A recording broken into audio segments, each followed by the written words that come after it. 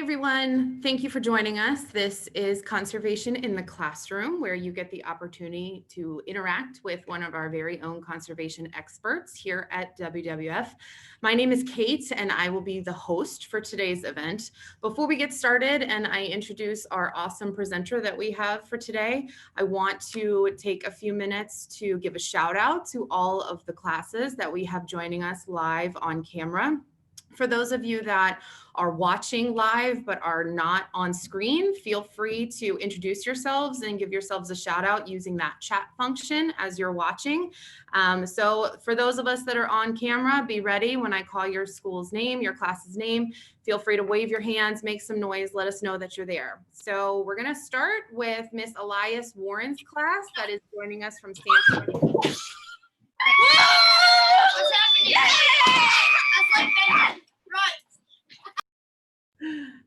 Okay, great. Next up, we have Miss Dearson's class coming from Cary, Illinois.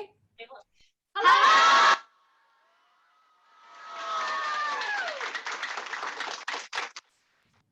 That was great. Next up, from Palm Beach Gardens, Florida, we have Miss Hall's class.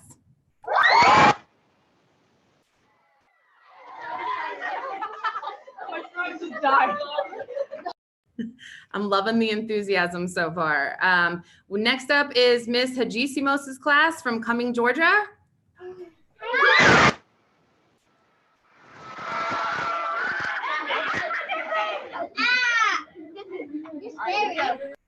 And last but not least, we have our group from HB Whitehorn School and Thomas.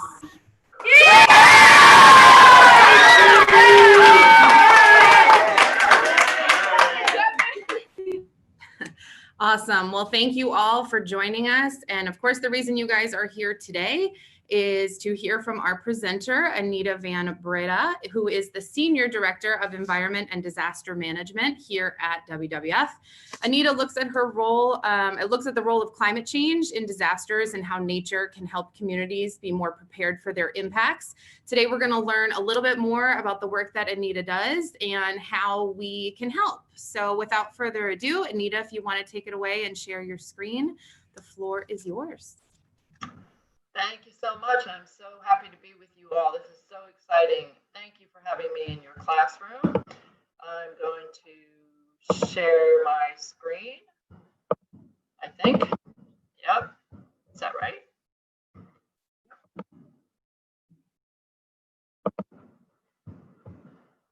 Okay. So again, thank you for having me. Today we're going to talk about climate and disasters, and I can see you're all very excited about this topic today. That's great. Before we start, I wanted to say just a few words about who I am. So I grew up loving two things, the ocean and animals. And I went to school and I learned how to be a veterinary technician or animal nurse and worked in an animal hospital while I was in college studying for my degree in biology. After I got my degree, I learned how to scuba dive, and I've been very lucky to have been able to live and work around the world on different islands. And I worked to set up marine parks and worked with local communities to manage their resources like fisheries, but also protected areas for animals like dolphins and whales. Then a number of years ago, I moved to Washington, D.C., and I joined WWF, and those are some of my colleagues there in that photo on the left at the office. And I shifted from working on marine parks to working on climate change and disaster related work. And I love this work now because it's very challenging and we have to learn every day to deal with climate and climate change. So I still love reading about animals in the ocean and visiting the ocean, but I also love reading about climate change and learning about climate change. And I want to share some of what I've learned with you today. So climate and how it's changing is what we're talking about today. We're talking about the impact that those changes have on both people and wildlife. But first, I want to talk about a few definitions and start with what is the difference between climate and weather. So weather is something that happens on a daily basis, and it happens in the atmosphere. So it might be rain or snow or wind or the lack of those things. But climate is the average weather over a long period of time. So over a number of decades, say a 30-year time period, that is what climate is. So it's easy to understand perhaps that weather is something that happens on a daily basis. Climate is something that happens over a number of years. So again, weather is something that happens on a short period of time. And can you shout out for me some terms that you think about when you think about weather? If your sound is on, just go ahead and jump up and tell me what you think about when you think about weather. You would like to ask a question? What do you think about when you hear? They're fixing your audio. No. The whole point. No, right, what else? Rain. Very good, thank you. Write the question down and Mr. Fuchsia will You all know your weather terminology. So weather is easy to understand, and I can tell from you that you already know what the weather is. But now we want to shift and talk about the climate system, because in order to understand climate change, we need to understand the climate system. So let's think about other systems that we know. Let's think about a bicycle. If you took a bicycle apart and you laid the pieces down on the sidewalk in front of you, that white bicycle would not be very useful. But if you put all those pieces together, you create a bicycle, and then you can use that bicycle to move from one place to another. So we can think of the climate system like a bicycle. It's different parts that work together, and that system produces our weather. And these are some of the parts of the system. So the oceans, the water in the ocean, the land and what's happening on the land, the atmosphere, all of those parts work together to make our climate system. So when we think about weather, we're thinking about all those parts in the system. And why is that important? So when you wake up in the morning, you may look at the weather and decide what you're going to wear that day. If it's hot, you might wear shorts. If it's cold, maybe you put on a sweater or a jacket. But you want to also know what's in your closet, and will your clothes work for you for an entire year? Depending on where you live, you need different kinds of clothes. And it's that system over a long period of time that helps us make decisions, not just about what we're going to wear that day, but where we can live. Will it be safe to live in that place over time? Will our food grow over time, depending on what's happening with that climate system? Knowing what's happening helps us make decisions for both the short term in terms of weather and then the longer term.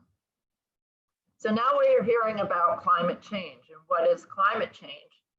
Climate change is how the averages of all those things that happen with weather change over time. And we know that some of the things that we do here as humans on Earth produce what we call greenhouse gases. And those greenhouse gases go into the atmosphere, and it changes the atmosphere, it changes the temperature. So some of those things that we do are like our transportation, our cars, how we make our energy, how we make our food. All of those things produce greenhouse gases. They go into the atmosphere, and over time, the temperature goes up. So now we're experiencing the impact of that change in climate, and how we experience that is often, unfortunately, through disasters. So we know that climate-related disasters or extreme weather events, they're going up in terms of the numbers, but they're also going up in scale and impact. And this is one way that we are feeling the change in climate. So now that we've talked a bit about weather and climate change, let's look at how the environment is related to those things and how nature is related to those things. And we can do that by looking at the impacts on wildlife and on people. So for example, this is a coral reef. And as the water around the oceans increases in temperature, these coral reefs, which are actually living animals that live together with plants called algae, when that temperature goes up, the coral animal lets that algae go from its system and it can turn white, and that's caused, or that's called coral bleaching. That makes that coral system weak. And then, excuse me, if a storm comes or a hurricane comes with big waves, those coral systems have a hard time dealing with that impact. So we need to study and learn and understand how these systems are experiencing the temperature and the changes in temperature. Other things that happen with the changing climate are animals. They have to move. They have to change maybe how they migrate, or they change their breeding season. And as they move, they might move into places where there's people. And then we get human-wildlife conflict.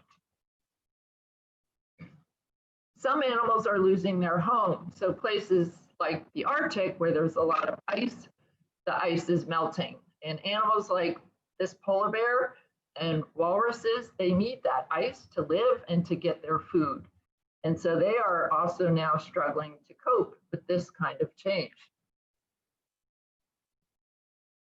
For some animals, they need to move because they can't find food or water. So they move and they meet new neighbors, and they don't always get along with their new neighbors. So this can cause conflict between animals. Then sometimes animals have to change what they eat. If the plants and the vegetation where they live changes because the climate is changing, then the animals have to either move to where that food is going, or they have to learn how to eat different kinds of food. And that can be stressful for animals. And we know all of this from the science is happening faster than ever before. So here we see on the right, we see the zebra that we all know and are familiar with. The animal on the left is an animal that used to exist. It doesn't exist anymore. It changed over time into the zebra we see on the right. That's a normal part of change and of evolution. But now with the climate changing as fast as it is, the animals can't always keep up.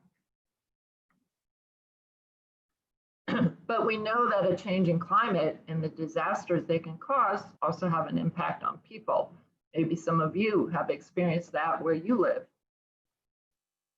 So for example, heat waves. If it gets too hot, we don't have enough water, we don't have access to air conditioning or places to cool down, it's pretty hard for people to cope in that type of environment. Hurricanes, we've seen a lot of hurricanes in this country as well as around the world. This is a photo of a school teacher outside of her classroom in the Philippines that's been damaged by a hurricane. People have to rebuild and recover, it takes time, and it's stressful for people. Wildfire is something that we've heard a lot about in this country, particularly out west in the California area. In some places, wildfire is normal. It's part of the ecosystems. But as the temperatures go up around the world, the vegetation dries and we get more fires and bigger fires. Also stressful for both animals and people. You may have heard about droughts. Droughts are when there's a long time with no rain. And it's hard for vegetation to regrow when there's a drought. And sometimes the soil is so damaged because of drought, it can't regrow vegetation. And then it's hard for people to grow their food. Floods, of course, are when there's too much water, or it comes too much at one time, or people are living where the environment used to absorb water. So all these things together can cause a flood risk.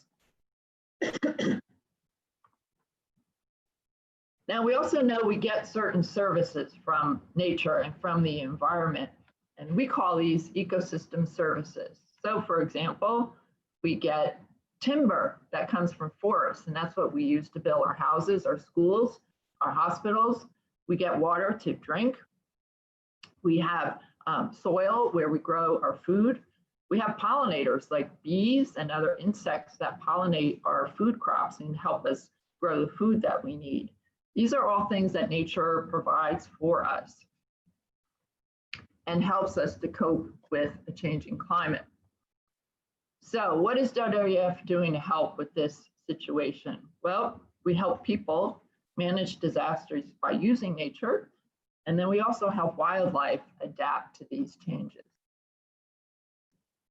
So for example, we can help people manage disaster risk by using nature before a disaster happens, like the photo on the right where you see mangroves growing at the side of a coastal line.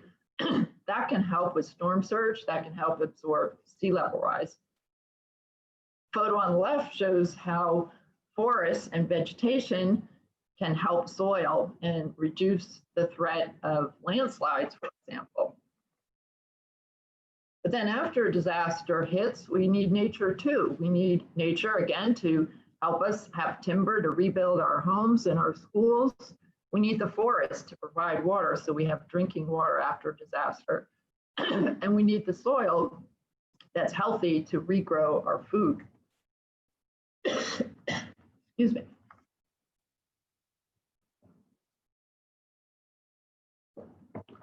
So now let's talk about how we're helping wildlife adapt. Excuse me, I'm getting a bit of cold here in DC. So we help wildlife adapt. For example, this is in Thailand where elephants live in a park. We build what's called a check dam where water can accumulate when it's raining, and then it's available for those elements in the for the elephants in the dry season. And that helps keep the elephants in the park instead of going out of the park where they might pose a threat to the people living around the park. So that's one way to help elephants. We're trying to help polar bears by working with scientists to find where the sea ice is going to last for a long time, and then those polar bears can move to where the ice will be. And in Belize, which is a country in Central America, we're working to grow corals that are tolerant to a warmer water. So as the water warms, they can keep growing and they can support the fish and other animals as well as the people that depend on those reefs. So what can you do to help? This is a big problem. It sounds scary, but there's something we can all do to help, and we need to work together to cope with a changing climate. Sorry. Here's some things you can do. Things like what you're doing today, educate yourself. We have websites that are available with resources that you and your teachers can use to keep learning about climate change. Maybe you're the student who likes podcasts. There are podcasts on climate change and adaptations. You might enjoy learning that way. You can monitor the weather. If your school doesn't already, maybe you want to set up a weather station and you and your friends in your community can see how the weather is changing where you live. These weather stations you can buy, but you can also make them pretty easy and for not a lot of money at home. And that helps us all learn about how weather is changing in our areas. And then you can talk to your friends and your family and your teachers. And like me, you can keep learning about climate and climate change and share that with your community so we can all be more actively involved in solving this big challenge ahead of us. So with that, I will turn it back over to my colleague, Kate, and I thank you so much for your interest in this topic and for the work that you're doing to learn about this, and I look forward to learning from you. Thank you. That was great, Anita. Thank you so much. If you are able to just stop sharing your screen now, we can go back to just having the video on, and we will start the question and answer session. So just a reminder, For those of you that are watching live but not on camera, feel free to put any questions that you have for Anita into the chat function, and we will work those in during the Q&A portion here. So as I call each class's name, we'll go through kind of round robin style one at a time and let everyone ask a question. Hopefully we have enough time for about 3 questions apiece.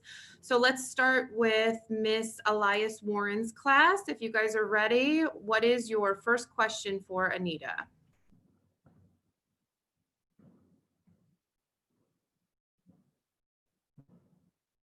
Possible for one day that national disasters collide and create a superstorm? I'm sorry, can you say that a little bit louder? I couldn't hear you so well. Is it possible for one day national disasters collide and create a superstorm? That is an interesting question. Sometimes weather events combine and they form a big storm. So for example, we have snow and snowstorms that combine with thunder, and we call them snow thunderstorms. So it is possible that these things do come together. And part of what I find makes climate and working on climate change interesting are all the things we don't know. And we don't know how these changes are going to work together and what's going to be created. So it's a good thing to keep our eyes open for and to look and see what the scientists are saying about those kinds of changes. What a great question to kick it off here.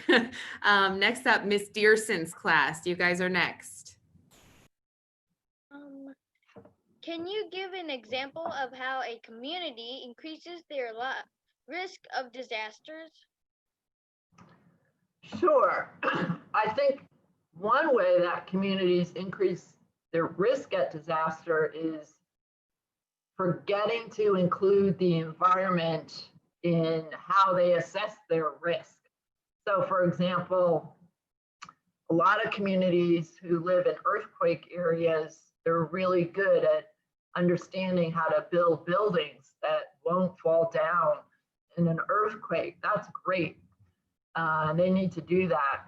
But sometimes having things like looking, what we call looking upstream and looking at what's happening above me and what's happening below where I live, and our changes to the way people are using the landscape, is that causing more risk for me? So for example, sometimes communities will dig a riverbed really deep so they can get big boats up into their area.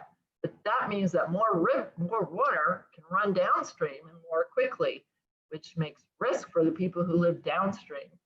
So I think the things that we need to do to reduce risk are to think about the environment and to look all around us, what's in front of us, what's behind us, and how are people, maybe without knowing it, making us more vulnerable to that risk.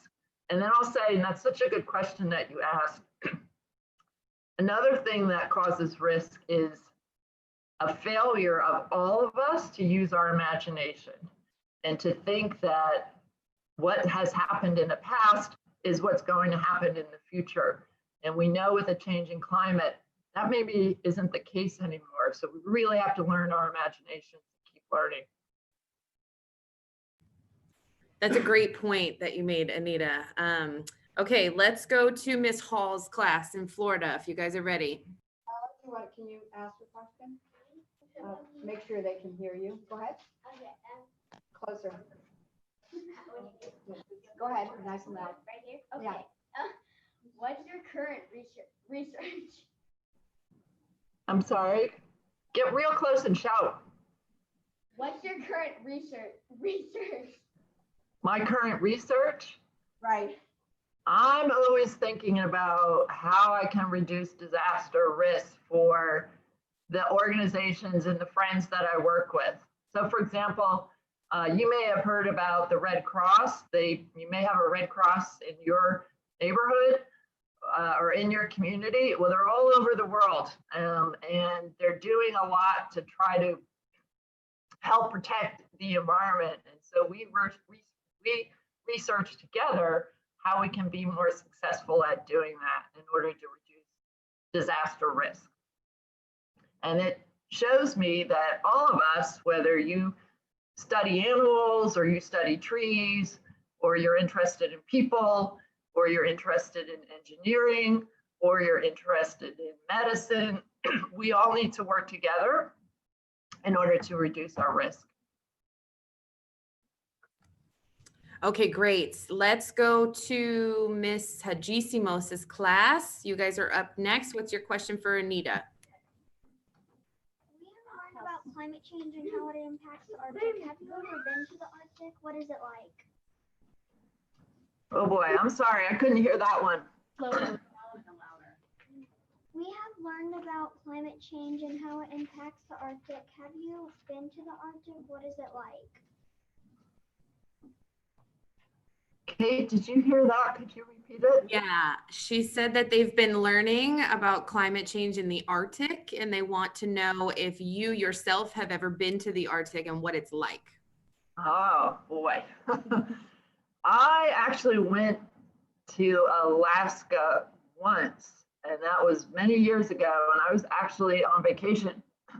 But we have an office in Alaska. WWF has an office in Alaska, and I talked to my colleagues there, and I've learned from them the things that they're worried about. So they're worried about temperatures going up, and fish like salmon find it hard to survive in places where the water is too warm. And a lot of people depend on those fish to live, but also tourists go there for the salmon.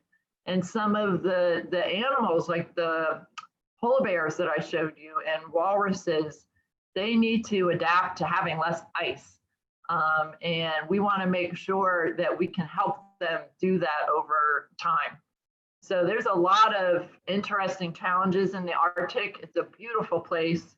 And I hope that we can all get there someday and see it, but we have to work really hard now to try to protect it for the future.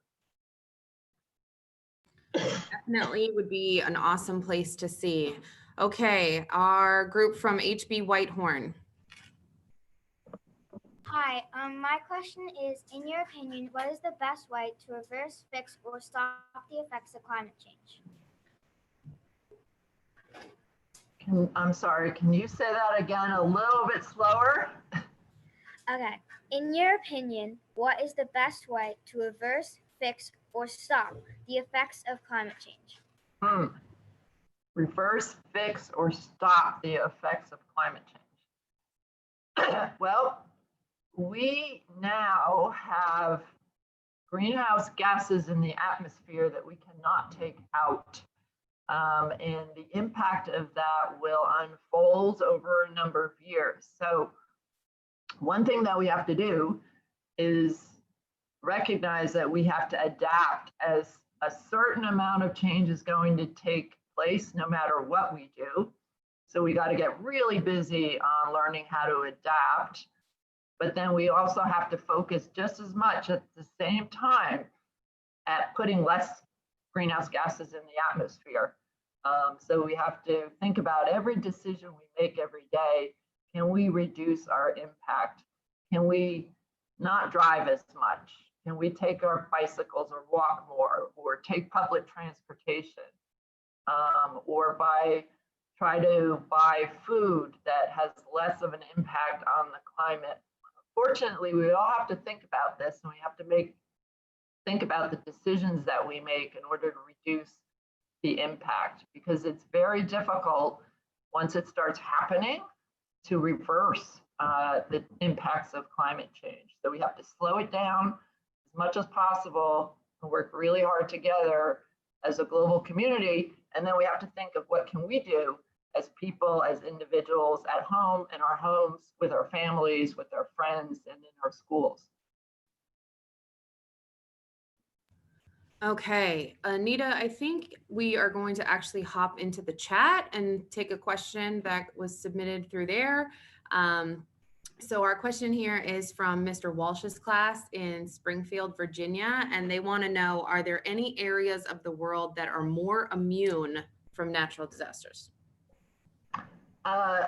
No, not really.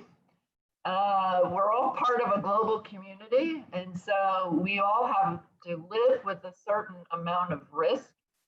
This is not new for the human species. We've always had risk. Question is, how do we manage it, and how do we manage this new risk called climate change? And I think the number one thing too is to not be afraid, to not feel like there's nothing we can do. We have to use our imaginations, and we have to work hard, and we have to work together to move into a different future. And that means us as humans, and we can help plants and animals along the way. So no, unfortunately, no one is immune to any risk. Okay, good to know. We're gonna go ahead and start up round 2 of questions with our classrooms on camera. So we'll go in the same order that we went the first time. So back to Miss Elias Warren's class, if you guys are ready. How can we find local animals that are in trouble that we might help?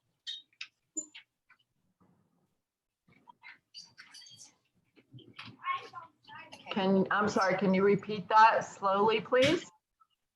How can we find local animals that are in trouble that we might help? Well, depending on where you live, I think you were in Georgia. Did I get that right? They are in San Francisco. Oh, San Francisco. Okay. You can talk to the local environmental groups. You can talk to the local animal groups to find out what people are doing in your area for animals. I'm sure with all of the biodiversity that you have and that you're lucky to have in the San Francisco area, there are groups working on the coastline there to help animals adapt. I'm sure there's people working in the local mountains and forests, and I think they would love to have help and support from you and your class.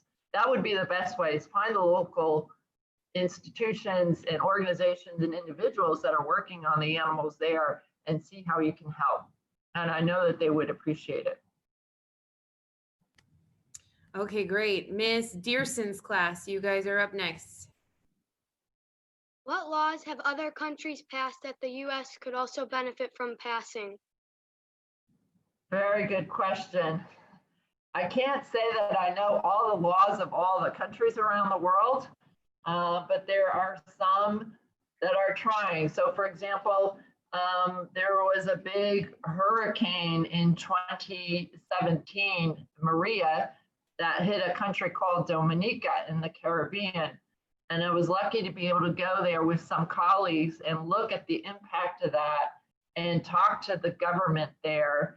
And they were so concerned. The national government there said, we are going to rebuild and we are going to be the world's first climate resilient nation. So that really was inspiring for me, but it was also inspiring for the people of Dominica to hear their leaders say, we need to be climate resilient and we are going to work together to do that. So that's one example of one country. There's other countries, for example, in Europe that invest in public transportation and in renewable energy that helps reduce their climate footprint. And so we know how to do it in a lot of ways. We just need the will, and we need people to come together and say, this is something important to us and we really need to do it. And a lot of young people like you and others are getting very active and very vocal about how you see the future. And I think you need to keep voicing that. What a great question. Okay, next up is Miss Hall's class. Oh my goodness. Right? Go ahead. You can see yourself there. Oh. Okay. When did you first get interested in researching the environment?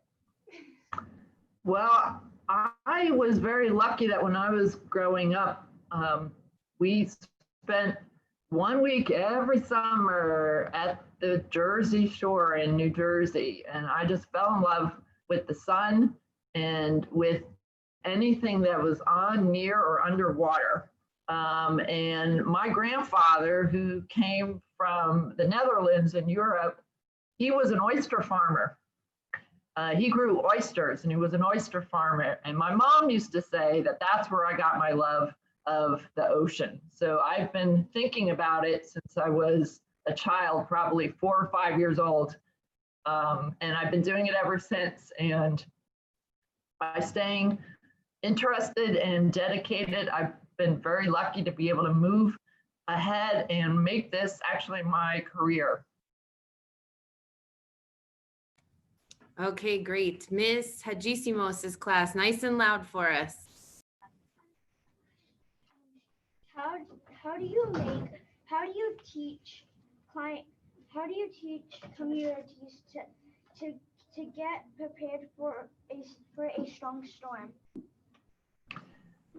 Well, I go around the world and I train a lot of people on how to reduce their risk to storms by thinking about nature and the environment.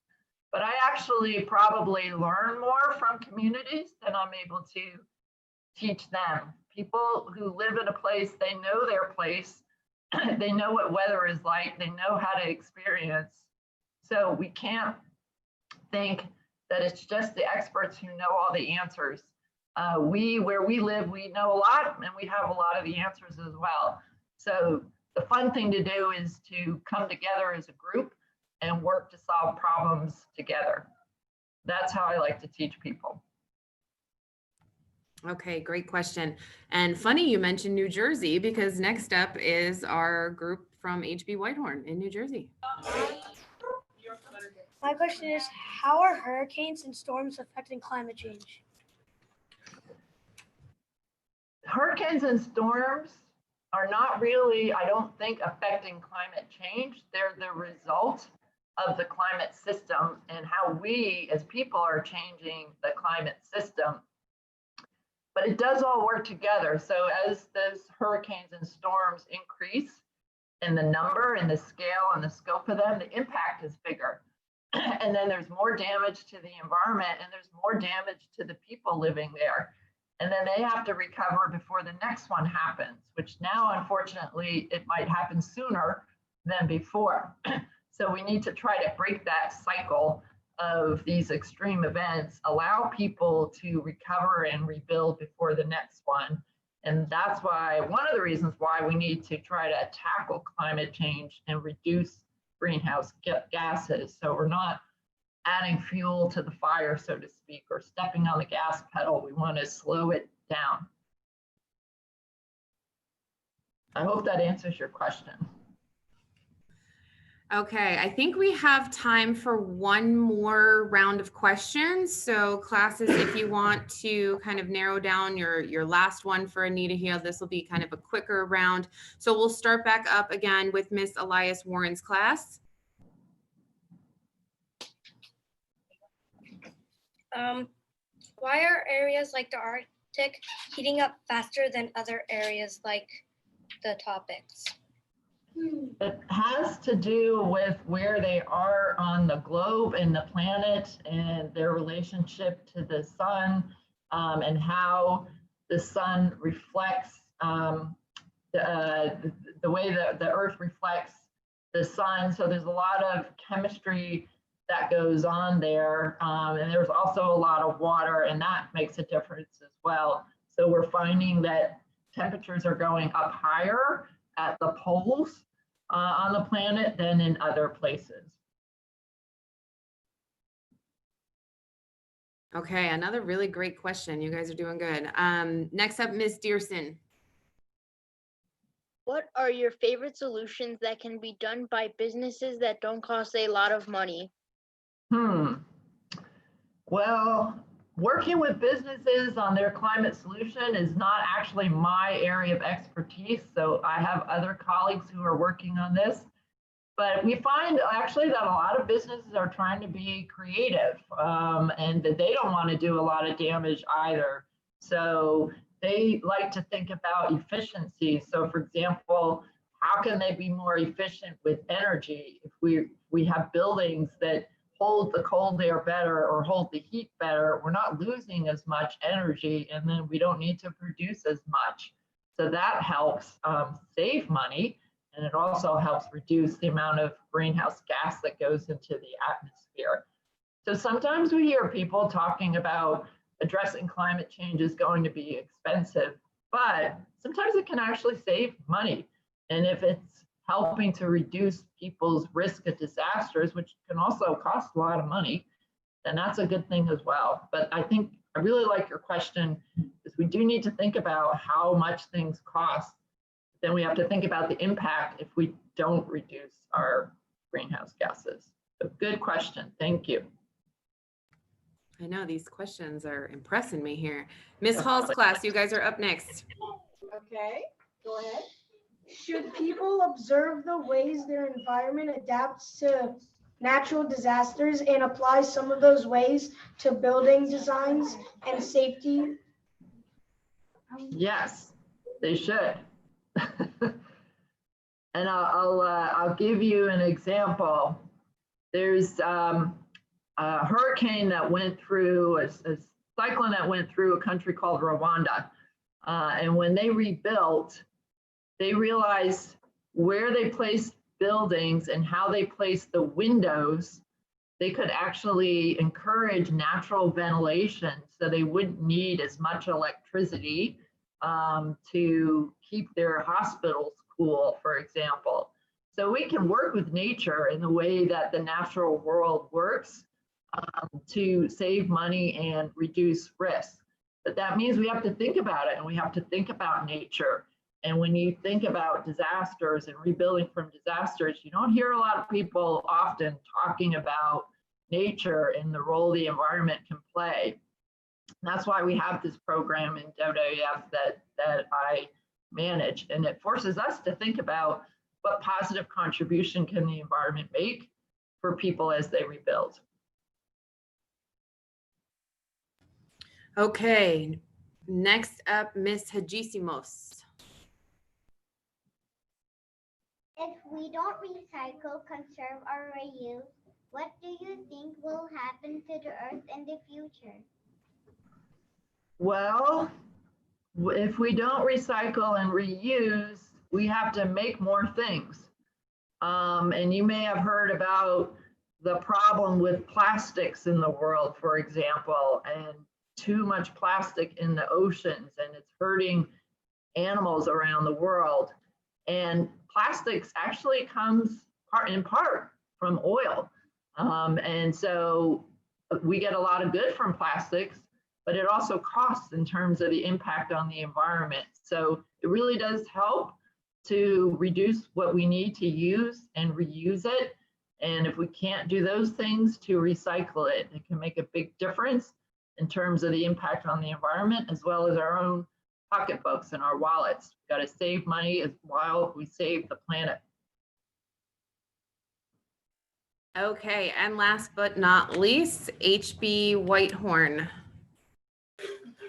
Hi, I have a shore house down in the Jersey Shore. Do you have a favorite Jersey beach? Well, that's a tough one. There's so many good ones. I like Wildwood Crest and Cape May. I like that area. Is that near your beach house? Not really, but I like those too. Okay, good. I'm glad I picked one you liked. What a nice note to end the That's a perfect note. I wish I was there right now. Well, classes, you guys did a great job. Those were some really great questions for Anita. And Anita, thank you so much for joining us. I think we all learned a lot. If you guys still have questions for Anita that you didn't get answered, you can have your teacher email them to wildclassroom@wwfus.org, and we'll be sure to pass those along to Anita. Like I said, Anita, thank you so much. I think we all learned a lot about your work here at WWF and, you know, all of the efforts on disaster management. So what we're going to do now is unmute everyone's microphone so that everyone can give a big, big thank you to Anita, and we will see you all next time. Thanks a lot. Thank you.